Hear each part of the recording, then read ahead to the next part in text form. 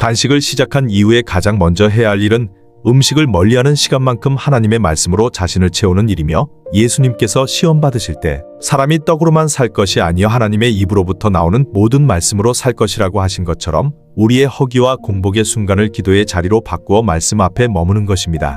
말씀을 읽을 때에는 찬양과 예배의 환경을 함께 조성하여 시편의 고백처럼 감사함으로 하나님의 문에 들어가고 성령님의 인도하심 가운데 말씀을 묵상하며 단식 가운데 하나님께 구하고자 하는 기도 제목에 맞는 성경 구절을 직접 적고 반복해서 되새기며 마음에 새기는 것이 큰 도움이 됩니다. 두 번째로 중요한 것은 단식 중에 겪게 되는 육체적인 변화를 지혜롭게 관리하는 일로 충분한 수분을 섭취하고 탈수를 피하며 두통이나 피로와 같은 해독 증상이 나타날 때에는 자신을 몰아붙이기보다 쉼을 선택하고 과도한 운동 대신 기도 산책과 같은 가벼운 활동으로 몸을 돌보는 것입니다. 단식은 몸을 단련하기 위한 시간이 아니라 하나님을 찾기 위한 시간이기에 육체의 손해를 두려워하기보다 영적인 유익을 바라보며 속도를 늦추는 훈련이 필요합니다. 세 번째로는 단식 기간 동안 세상의 소음을 줄이고 하나님께 집중하기 위해 과도한 오락과 미디어, 특히 감정과 생각을 분산시키는 콘텐츠를 의도적으로 멀리하며 성령님의 음성에 더 민감해지기 위해 삶의 소음을 낮추는 결단을 하는 것입니다.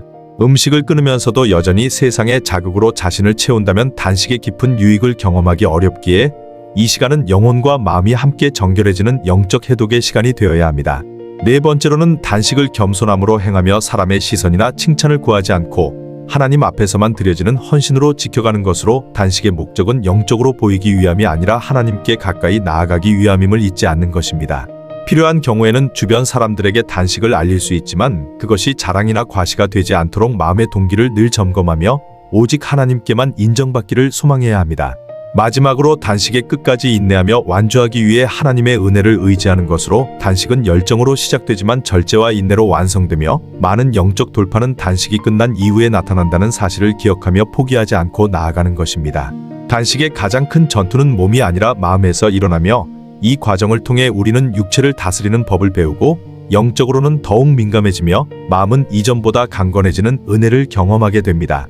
이 모든 과정 속에서 성경은 단식이 단지 음식을 멀리하는 행위가 아니라 하나님 앞에서 자신을 낮추고 마음을 새롭게 하는 시간임을 분명히 가르치며 너희는 이 세대를 본받지 말고 오직 마음을 새롭게 함으로 변화를 받아 하나님의 선하시고 기뻐하시고 온전하신 뜻이 무엇인지 분별하라는 말씀처럼 단식을 통해 비워진 자리에 하나님의 뜻과 은혜가 다시 채워지고 우리의 영혼이 주 안에서 회복되며 하나님을 더욱 깊이 신뢰하는 자리로 나아가게 됩니다.